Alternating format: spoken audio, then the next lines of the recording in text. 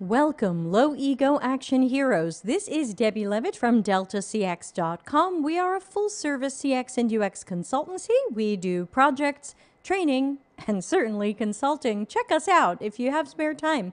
And welcome to early office hours, which I do once a month on request of those well east of me to accommodate other time zones. So here on office hours, you can ask absolutely any question that you've got, and I will take that live. You can ask it here in the chat room, or if you need to ask it anonymously, maybe you want to say something about your job, you can certainly follow the link to deltacx.com/links, and there's a link there to asking your question anonymously. So either one is fine by me. I normally stay an hour, but sometimes if we just don't have any questions, the show ends early. So basically, these shows last as long as you have questions. So if you have any questions, I will happily take them. For starters, I will wait a few minutes to see if anybody joins live and has any questions today. While we wait for questions, let me just thank, as always, some of the people who are supporting the channel financially. Our low ego action heroes at the junior, mid-level, and senior level are giving between $3 and $10 American per month to the channel through YouTube, where you just click join. Of course, this is extremely optional, but always grateful since it keeps me in streaming software and delicious chocolate chips, which I haven't had any yet today because it's only 10 in the morning here in Italy. Now, when we do once a month the early office hours, notice early, I've written that here, we also do our evening office hours. So for those of you on other time zones, I will be back here at 6:30 p.m. Italy time, which is 8.5 hours from now. And we will have a special guest joining in today to answer questions. It will be Seth Mbele, who I had the pleasure of working with last year and started to get to know. So that is the story there. I can also tell you what else is coming up on the channel, though of course you can always check out deltacx.com/links has all of the information that you might want to know about the show, including our upcoming schedule. So if you are curious what's happening, then there you go. So LinkedIn says there are 14 of you watching right now. Does nobody really have a question? Come on, I am here and I am happy to answer any question that you have, especially about CX or UX. No questions are stupid. Some questions could be insulting to me, but then again, in general, I'm happy to take any question you have and answer it. So thanks to people who've already given the show the thumbs up on LinkedIn. So I see you watchers and I thank you. And yeah, go ahead and ask your questions. Good, we're getting one in now. See, I knew that calling out the LinkedIn people would help us out here. All right, so let's get this question up on the screen. Thank you, Aditi. Sorry, I'm generally bad at pronouncing names, but let's get this one up on the screen like it's on the screen now. How do we effectively communicate the value of UX design and service design in a tech and product-heavy organization? How do we position the interventions that may or may not come from a service redesign exercise? What a perfectly timed question. So actually, tomorrow's show, June 22, 2022, will be tomorrow, and we have a service design expert coming on to tell us more about what service design is and promoting it, and thank you.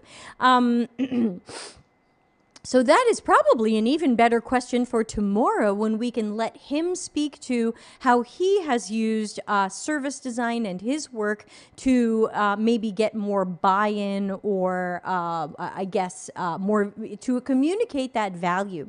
But in general, my general advice on communicating the value of everything that could fall under the CX and UX umbrella would generally be to focus more on risk mitigation and business and customer intelligence.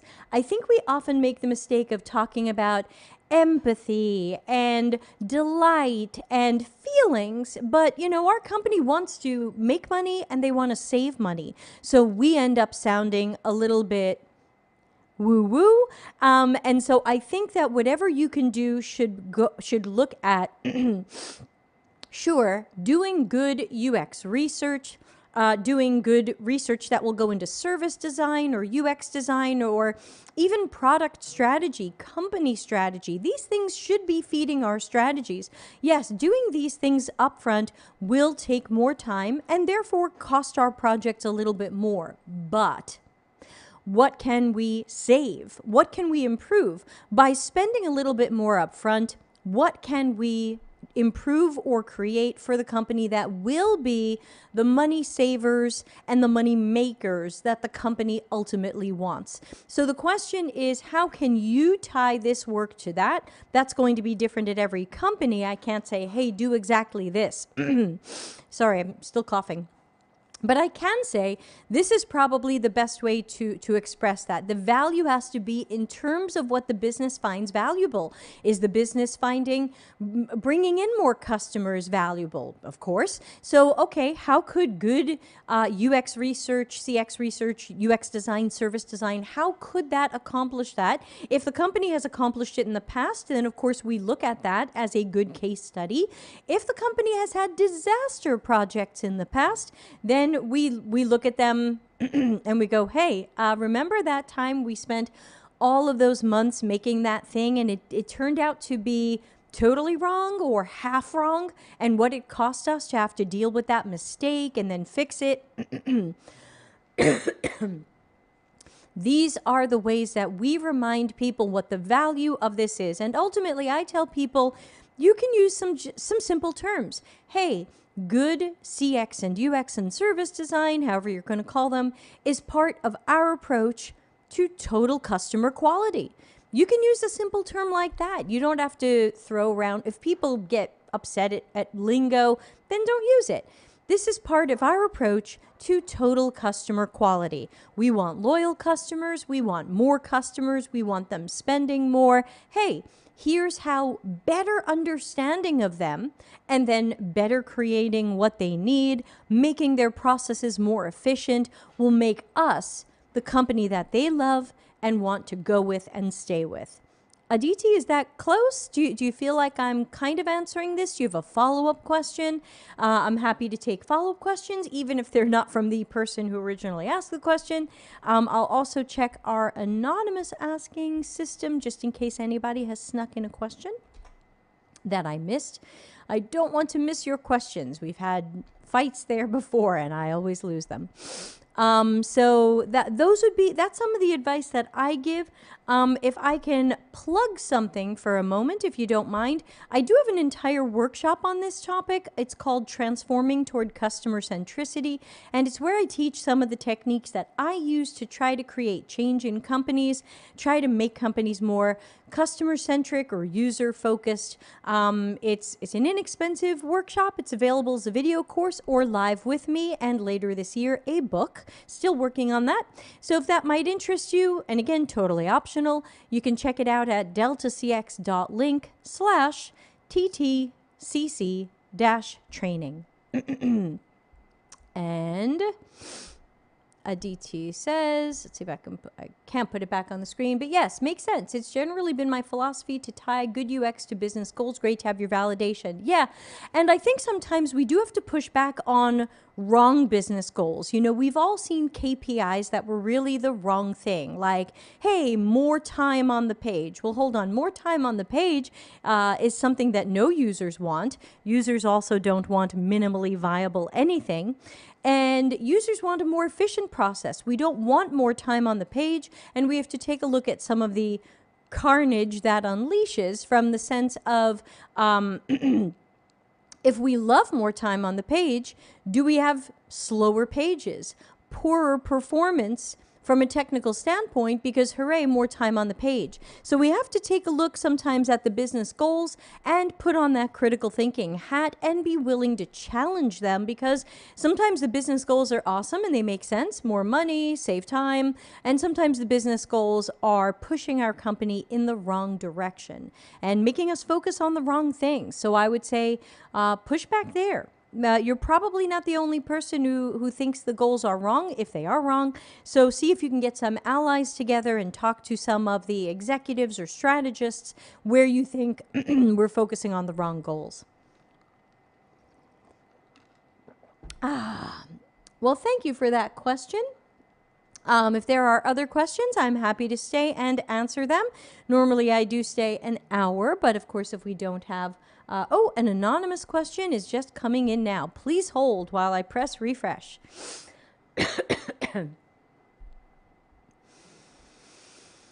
All right.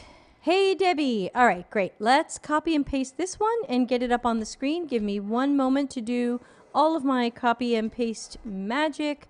Oops, I forgot to copy and paste the other one that we just did, so hold on. I need to do some extra copying and pasting because all of these end up in the YouTube, what's the word I'm looking for? Description, so that you can easily find later what questions we talked about today. They'll all be in the description. So I forgot to grab the first one also. Copy, paste, one woman show. All right. Great, here we go. Okay, someone anonymous, and let's put this up on the screen, sends this question. Sorry, I forgot to press the button to put it on the screen. That would help. All right, here we go. Oop, I need to make the font smaller. Let's do that while I read it. Hello, Debbie. Does the minimum 5-person per persona for evaluative research hold true for both moderated and unmoderated studies related to usability tests? Also, I'm always confused about when to do moderated studies and when to do unmoderated. For example, for a new concept, I feel like it's better to do moderated studies, as I feel it's easier to explain newer concepts that way, rather compared to having no moderator to walk the participants through the concept. Would be helpful if you can shed light on this. Connor says, you're live at 4 a.m. The dedication is real. Connor, you're live at 4 a.m. It's 10 in the morning here. I don't know where you think I live, but I live in Europe, so it is 10 in the morning here. Please do not worry about me. Okay, anonymous asker, not only do you have a bunch of questions here that we're going to unpack slowly over time, but there's a couple of things I'm worried about here about your technique, and I hope you don't mind me saying that. But, you know, the help is free, and hopefully it's worth at least what you're paying. So let's start, let's break your question into pieces. First, does the 5-minute, I keep saying 5 minutes, does the minimum 5 persona for evaluative research hold true for moderated and unmoderated usability? I would say yes. In general, when I would say almost yes. So whenever I do unmoderated, I do try to get at least 5 or 6 per persona. So we did some unmoderated usability testing last year where we had 2 personas, so we did 12. Why didn't we do 10? I don't know, for some, my own reason. I think because we had 2 ideas we were going to show them. We had an A and a B, and we just wanted to make sure there were going to be even numbers that saw A first and even numbers that saw B first. So I ended up doing 6 per persona for my own reason. I could have done 8, whatever. That was unmoderated. Whenever I do moderated, I definitely try to do at least 8 to 12 because I think you want to make sure you're recruiting for more people. Now, could you do 5 moderated per persona? You can. Now, in general, the rule of thumb is you talk to people until you feel like you have found most of the patterns and you're mostly hearing the same things over and over again. Yes, every new participant usually does say something the others haven't, and it's a good finding or insight, but eventually you kind of hit the point at which it's not necessarily worth the time to talk to more people. So I would say, because I did a card sort last year. I know that's not a usability test. Now, I did a card sort 2 years ago. We had 52 people fill out the unmoderated card sort, and we had 12 people do the moderated card sort, and we tried to get a couple of different persona types in the moderated. So yeah, I would probably say roughly 5 or 6 per persona at least, and also remember to think about people with different disabilities, conditions, and diagnoses. We don't want to leave them out, and sometimes they're not part of our personas, so make sure you're remembering those people as well. Next, I'm always confused about when to do moderated studies and when to do unmoderated. Okay, let's just isolate that sentence for a moment. Sometimes this is up to a number of factors. So this could be, what are we trying to learn? Are we looking for some quick hits as to some things that are wrong with this? Unmoderated can quickly tell us some top line things that are going wrong with these designs. Because we'll get those videos, but we can't ask them for more information. Excuse me.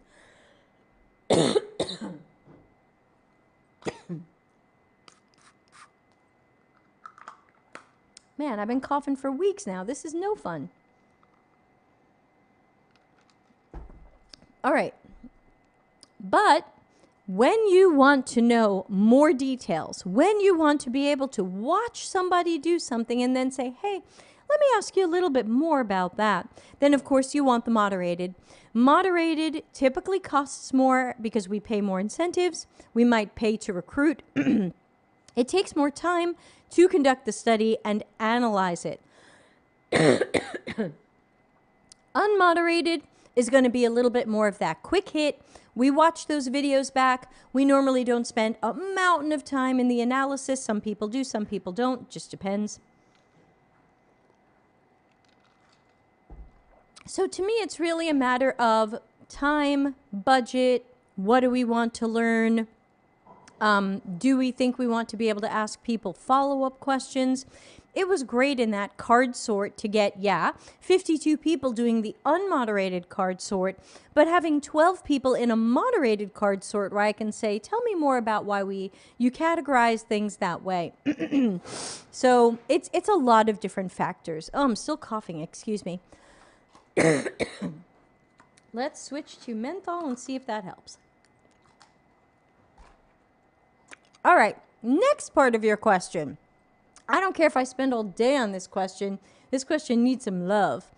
Let me just check that I'm not missing other questions coming in.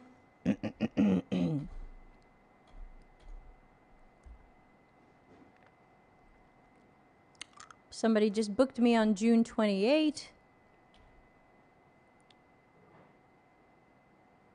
Okay, thank you for booking. All right, all right, back to this question, because this question has a lot of pieces. And if anybody watching live has a follow-up question or something to add here, please do. Okay, next you wrote, yeah, thanks, Daniel. I don't know what it is. I'm guessing bronchitis, but I really don't know. I have no other symptoms other than this totally weird cough. I don't have a fever. I'm not tired. Cannot tell you. Okay, but let's look at the next part of this question. For a new concept, I feel like it's better to do moderated studies. Just that part of the sentence alone sounds interesting. I support you. That's fine. Sometimes I do unmoderated. Sometimes I do moderated. Both have pros and cons. Totally fine. Next part of your sentence worries me. You wrote, I feel it's easier to explain newer concepts that way rather than having no moderator to walk participants through the concept. Can anybody watching live tell me what's wrong with that? I'm going to give you 30 seconds. And can anybody watching live tell me what's wrong? And again, wrong is a bit of a judgmental, tough word, so I apologize here, but we're here to learn.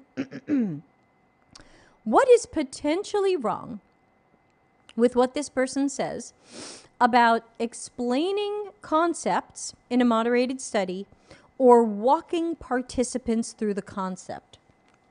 What could go wrong there? Let's put on our critical thinking hat.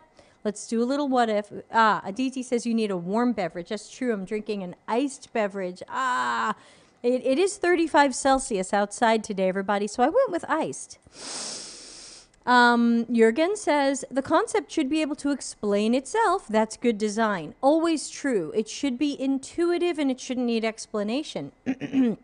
Udipta says, leading them and skewing the results? Yeah, also true. You're both right. I would say that it is not usability testing if we are walking someone through something. They should be able to walk through it themselves. And for usability, we are trying to see what we need to change about the design or the idea or its execution because it's not usable or it's not the right solution for the problem. Madeline says, You are selling the idea. That's bad, bad. Definitely. And I think what tends to get confused when a researcher uses this type of technique, either because it's a technique they like or they're new to research, whatever it may be, is it's sometimes hard to interpret that research. So if I say,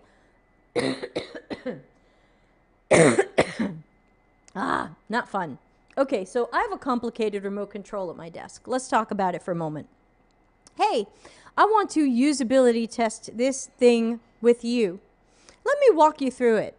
If you want to turn it on, you press this button. I had it upside down. You press this button. And if you want to turn it off, you press this button. Well, hold on. This isn't usability testing. This is just going to school. This is just me telling you what this does. And very often, a researcher who is not familiar with that, someone says, can I ask a question about Axure? Absolutely, yes. Please ask a question about Axure. I'll take it after this long question. So this isn't a usability test. A usability test isn't, see over here, this is where you're going to turn it on. See over here, this is where you're going to turn it off. What do you think of that? Do you like it? Does that work for you? Well, how could that be improved? That's not the right way to do it. The better way to do it would be to say, here's the remote. Use it. Okay. Well, even just there, you should have a lot of notes that the person looked at it, they made an eyebrow face, they sighed. This did not immediately seem intuitive. This person seems to be thinking about this. This person's trying to make sense of what the buttons mean. On is the same as speed, swing, mode. I'm going to need a little bit of time with this. So I think it's just I think we need to make sure we are having a tough conversation about what usability is and what usability isn't. Ultimately, is this remote usable? I think it's got some decent usability. It's got a nice compact size. The buttons are easy to press. They're laid out okay, but they've got words.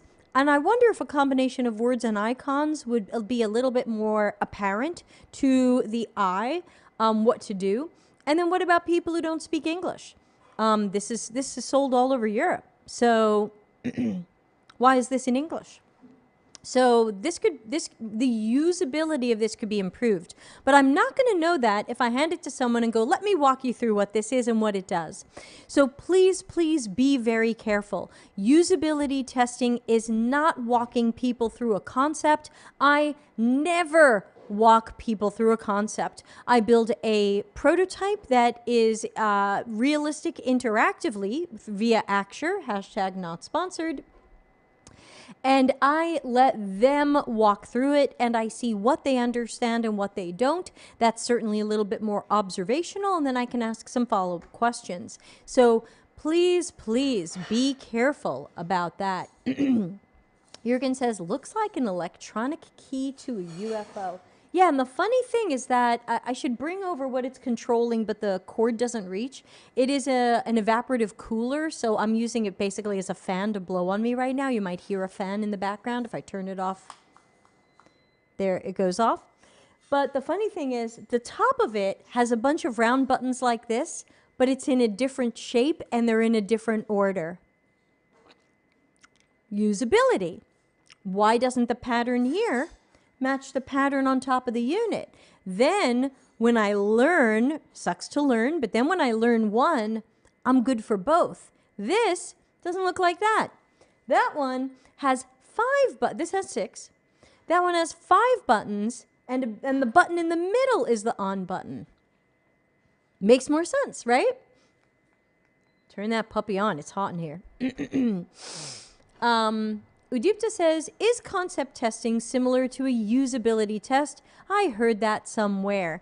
You know, people do different things for concept tests. Again, I always prefer to have some sort of prototype that I can have them try. I think Larry Marine has a different technique, but I am not sure what he does, so I don't want to speak for him. So I would just say there's probably many different ways of doing these things, but no matter what we call them or what they are, let's please be careful that we're not just walking people through a thing, because then we've walked them through a thing and we might not find what's good about it, what's bad about it, things like that. Different order. I'll pretend I didn't hear that. That the buttons are in a different order? Why would you pretend you didn't hear that? Let me see. Are they in a different order? Oh my God. They're in. Okay, so here's the thing. It's not that they're in a different order. My brain told me they were in a different order. They're not. Here's what it is. So here's how the remote looks right side up. Okay, here's on at the top and off at the bottom. And here's timer and here's mode, because again, it's an evaporative cooler and fan. Because the on button is in the middle on the unit itself, it's actually like this. So it's on in the middle, timer on the top, mode off to the side. So it's actually turned. So it's messing with my head, y'all. Messing with my head. All right.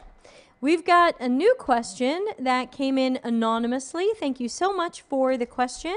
Let's put this one up on the screen and see what we can say.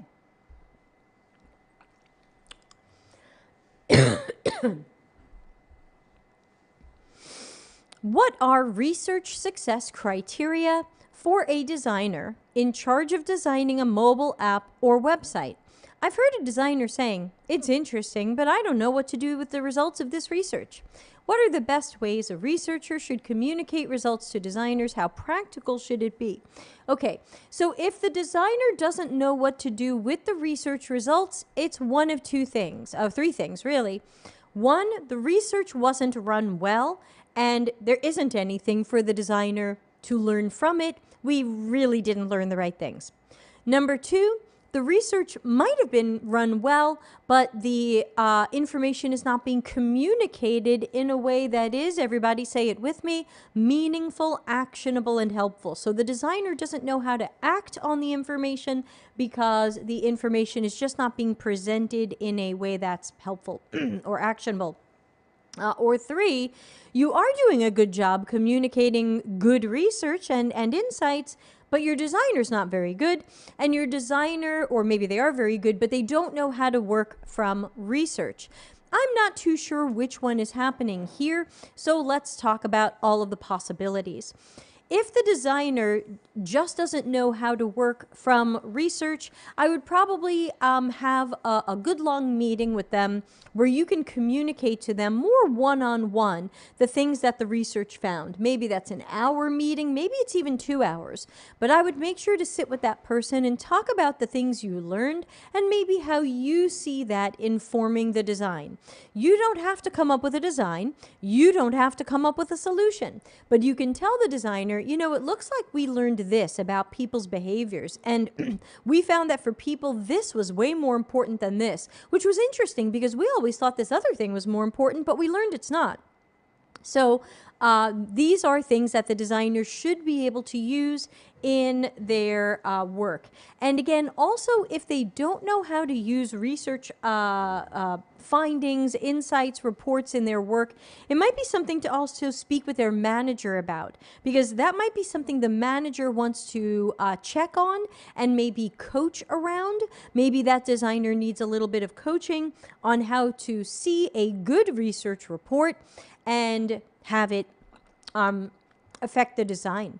Now, let's back up a little bit. Let's talk about what if your research was not planned or run correctly. Hopefully, you'll know that by the end, because you'll go, oh, I'm writing this report and I feel like there really isn't much here. Maybe I just kind of repeated some things we know. I don't know. I feel like I really didn't tell us a lot of new things. Sometimes you can catch that you have not done the best research. You didn't answer the questions. So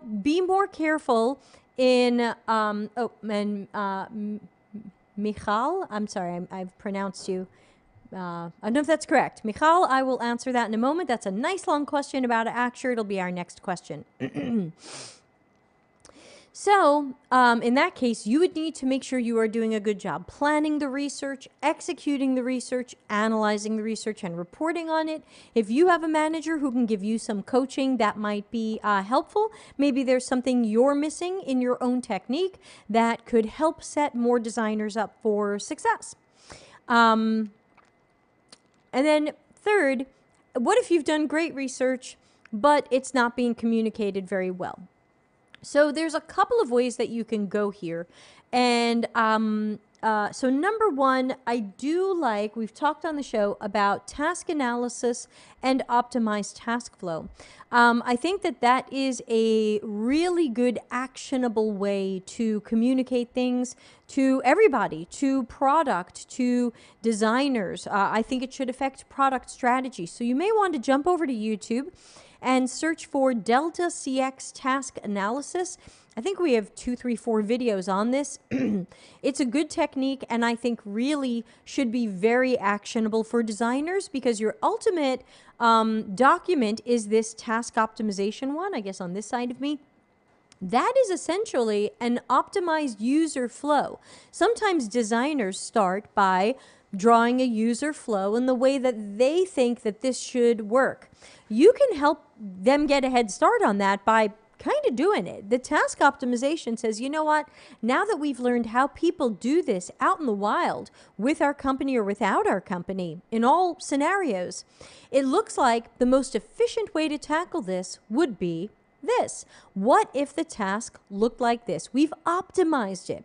Now a designer may optimize it further based on some knowledge they have, but that's really actionable to hand off to a designer, because if you do a great optimization and they agree with it, now they're set up to design the screens that match the steps of the process that you've outlined. So task analysis and optimized task flow to me are highly actionable.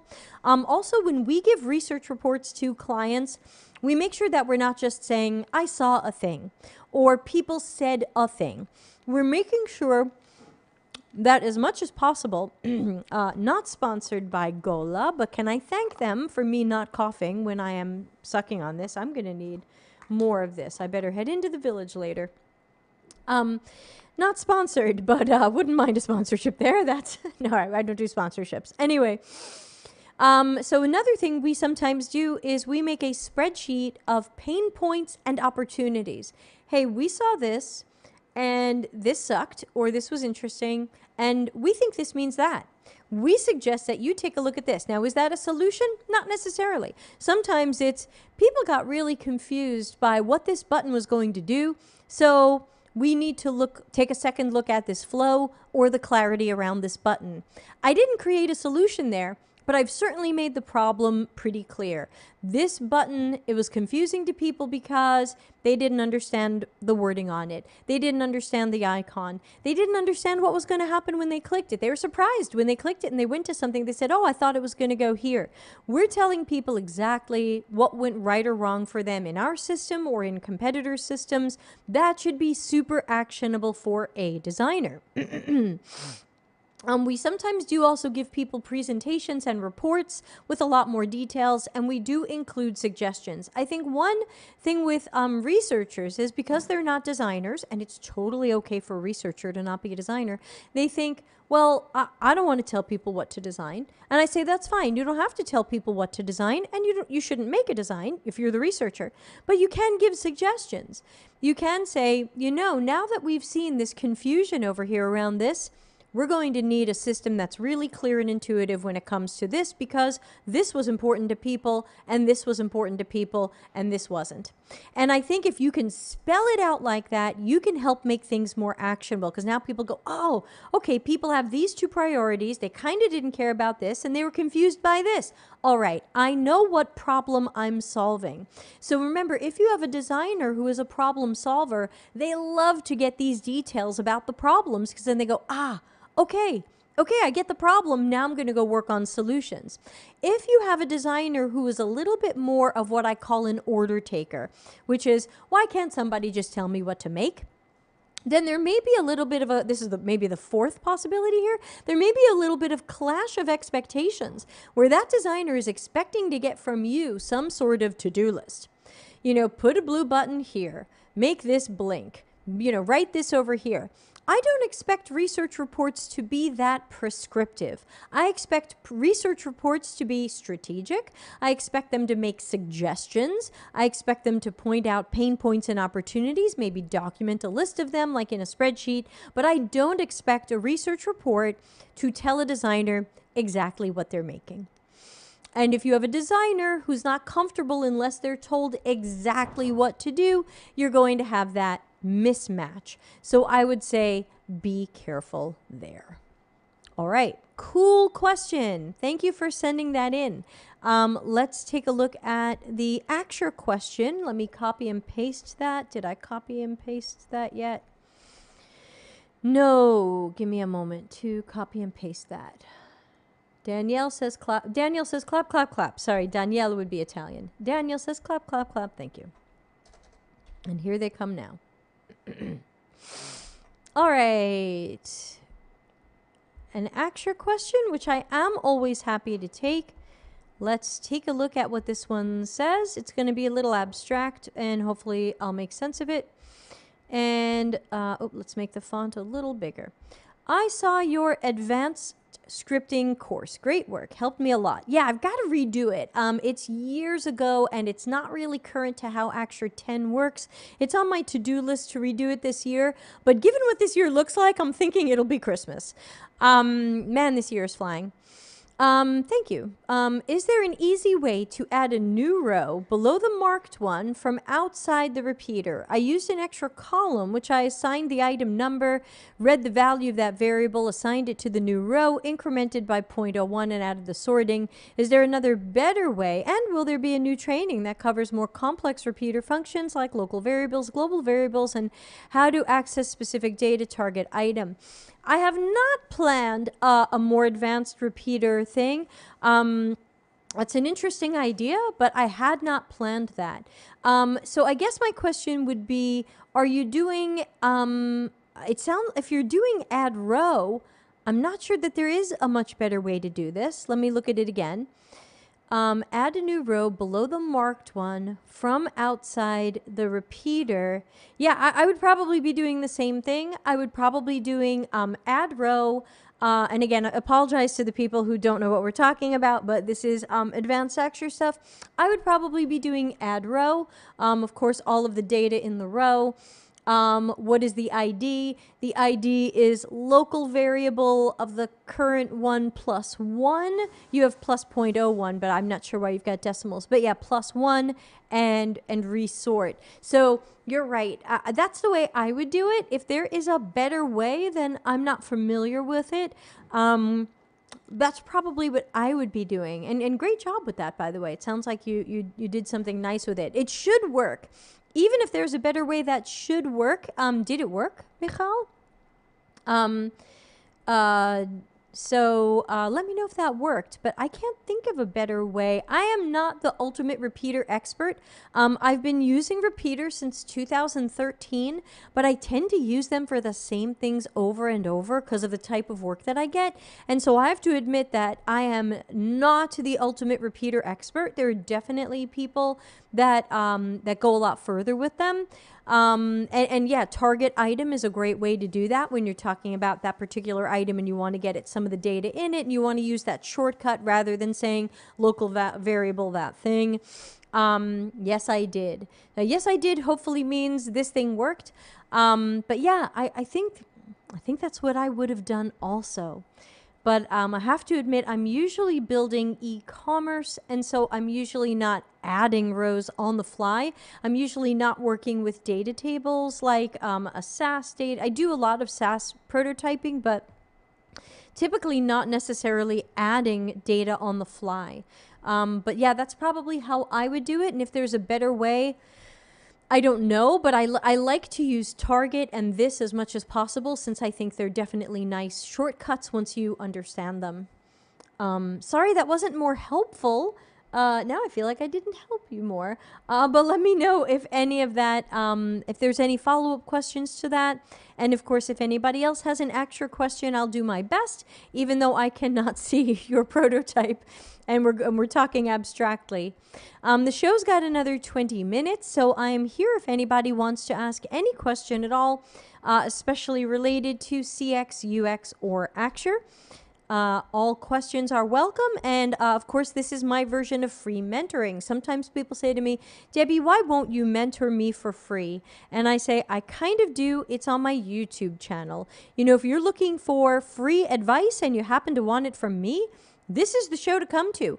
I do it every Tuesday at 6:30 p.m. Italy time, and then once a month on the, I think, third Tuesday of each month, I do this early one as well. But you agreed with my approach. Thanks. Yeah, I think I would have done the same thing. So again, I'm just saying, is there a better way? Maybe. I don't know it. But that's probably what I would do.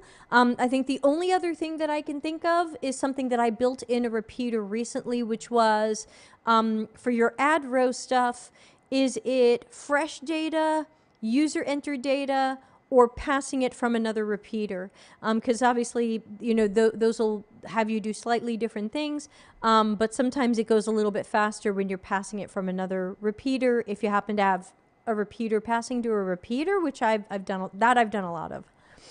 But who knows if there could be a better way. You never know. There's always some German guy in the Axure forums, and he's been a programmer for 4,000 years, and he knows this stuff better than anybody. I have a degree in music. I don't come from programming. I also have an MBA. And so sometimes I don't catch some of these nuances that the programmers catch in Axure. So thank you for that. Oh, and please help me pronounce your name. I think I'm giving you kind of a Hebrew pronunciation, but I don't know if it's Michal or Mishal.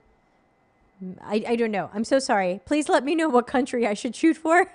I guess I'm giving you sort of a Middle Eastern, Hebrew, Arabic sort of sound. Okay. Any other questions? Happy to take more questions here for another 15 minutes-ish, and then back doing this again later today.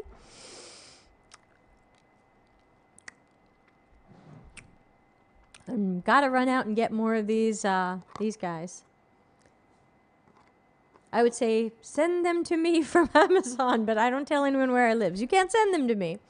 That's a good question. Does Amazon have like a blind gift giving thing where I can say, please send me these things, but you don't know where I live? I don't know. All right. Carly Grace is here. Good to see you. Here we go. Pronounce like Michal. Michal. Oh. All right. I'm trying. All right. Carly Grace, let's put your question on the list. And oh, hold on. I'm copying and pasting into the wrong document. That will go badly. There we go. All right. Do you have any recommendations for how to look or get into the behavior aspect of design more? I find that my experience behavior is often seen a bit more as physical clicks and more in a designer's subconscious, but I really try to focus on actual behavior change, keeping it front and center. Feel free to disagree with me. All right, so that's going to be, it's not that I disagree with you. It's just that your job is behavior change. So like normally I would say to if you are who I think you are, I think your job is behavior change or being very mindful of behavior change. Normally I tell people don't try to change users' behaviors. Try to cater to what they're going to do. That'll make the system feel more natural, more intuitive. And so we don't want to try to change behaviors.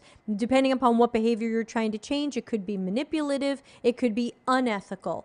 If you are who I think you are, then I think you're trying to change behaviors to be more ethical. Yes? Or are you who I think you are? Trying to remember everybody's names. It's tough over here. Which reminds me, please subscribe to the YouTube channel. I am shadow banned by YouTube, so I need all the organic reach that I can get. Won't you please find 3 people who would be interested in lots of love and help related to CX and UX, and tell them about the Delta CX channel. Yes, it's my job. Sometimes I feel I need to find the middle ground. Okay. So, first of all, anything you can study related to human psychology is going to be the way to go. That's, you know, I know that sounds pretty obvious, but that's pretty much it. Oh, I reloaded my chat. Darren has a list of books. I know you're hip to the Darren thing. Darren has a list of books about psychology. I would probably check those out.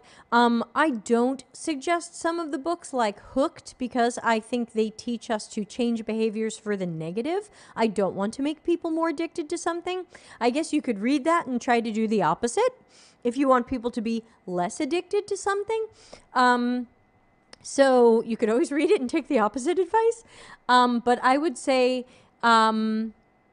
I did take the Irrational Labs course on behavior design, and I didn't like it, so I don't recommend Irrational Labs.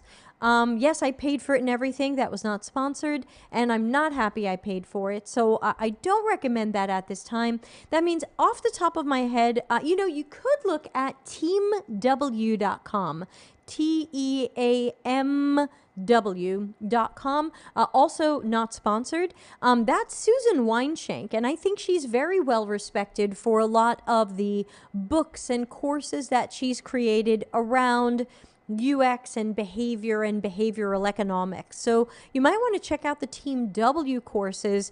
Disregard anything about like design thinking or lean UX. We know that's garbage, but anything in that area might help. Let's see. Thank you to the person who followed me on Instagram, though I rarely post. So yeah, as for finding... Oh, Udipta says, I'm reading a book called Designing for Behavior Change. It's pretty good so far. Who wrote it, Udipta? Do you know? Because I never remember who wrote what, so I could Google it, but I'm wondering if you know. Carly Grace says, thanks. I actually have the Team W course free version for now on my list of things to do. Cool. That's probably who I would take a look at, and Darren's list of books. I took psychology in college, and so I haven't done courses more recently because I took 3 courses in college, and that was a good enough foundation for me to have run with. Yeah, so... yeah, it's a great question.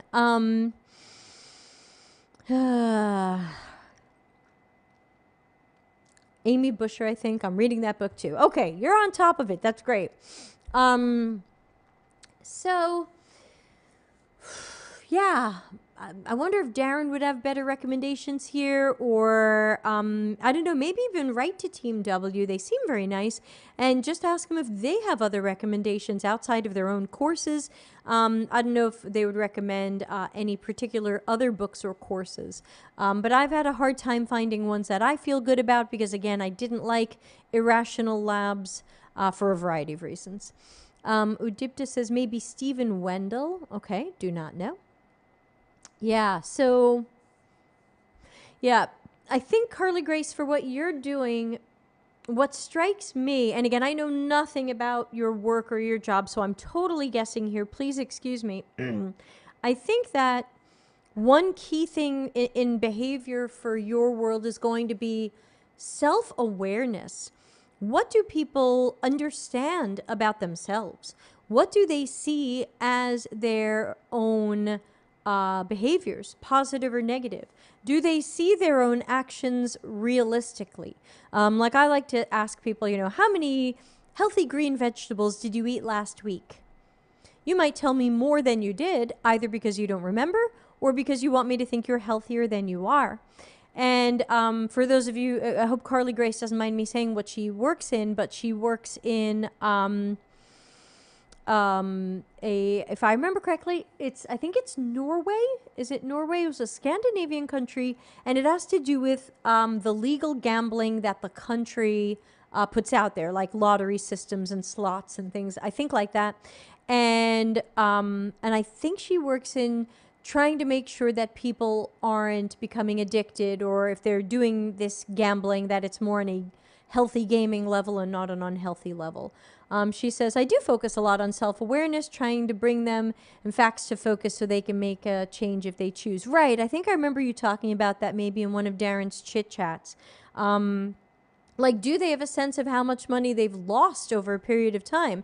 If you wanted to be unethical, you would hide that information from people and make it seem like they're doing great and they're having fun, so keep going. But if you want to try to warn people about a gambling habit, or gambling addiction or gambling danger zone, then you want to make sure you're communicating to them, this is how much time you've spent on this. This is how much money you've lost on this. And then hopefully action items, because I can say to someone, hey, I don't think your gambling's going very well. You've lost 1,000 kroner today. Okay, so what? You know, what are you suggesting that they do next? Are there calls to action like log out? Like, you know, keep me out of here for a week. I don't know. You know, I don't know. This is not my expertise at all, but you definitely, I agree with you, and you're right to want to jump more into studies of psychology and these things so that you can make sure you're doing more helpful, ethical things and not the typical deceptive design or unethical things here where we want people to be more addicted to something. So great to see you. Good morning.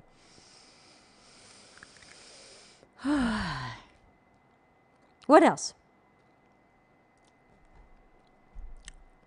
We've got a few more minutes. Let me tell people what's coming on the show this week.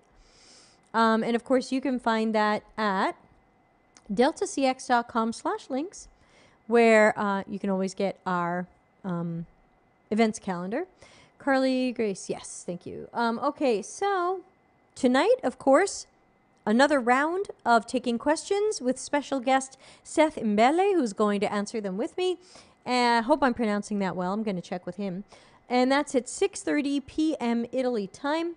Tomorrow, we're going to have a service designer on. So excited. We've had a service designer on in the past, but it was almost 2 years ago, I think. So we're going to do service design again. Bring your questions. Thursday, I'm going to read an article that I wrote recently about UX research without a hypothesis and UX research when you don't have a product or idea yet. And of course, Friday, critical thinking. So that's some of what's cooking on our show coming up this week. Hooray! Yay! Other than that, how's everybody doing? All right. So if that's it for questions, thanks to everybody for a great office hours session. Always happy to see people coming out and asking questions. Again, I will be back here in about 7.5 hours doing it all over again.